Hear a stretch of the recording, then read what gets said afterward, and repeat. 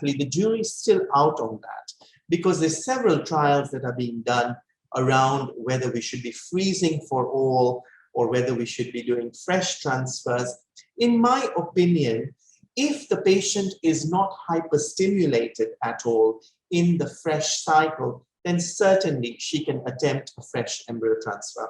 I'm very mindful at the fact that when we give hormones to produce or to induce eggs being formed in the ovary, which is part of a fresh cycle, then that raises the estrogen levels in the woman's body, which can, if elevated to a very high degree, can lead to hyperstimulation and even potentially a lower implantation potential.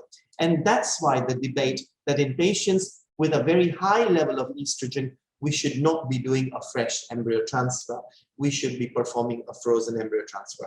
However, the trend nowadays is more moving towards performing frozen embryo transfers in more than 80% of the patients. So likewise, we have seen a same statistic on more patients going towards frozen embryo transfers than fresh embryos.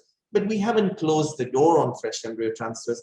Our preference is always to do frozen embryo transfers so that the patient totally recovers after all those hormones that they've taken to stimulate the ovaries and can stop the process after the egg collection, let all those hormones wash out, and then come back after another cycle, just a clear menstrual cycle, come back and have your embryo transferred rather than just feeling rough as a result of all those hormones. And if a pregnancy establishes, that feeling will last even longer of not feeling well.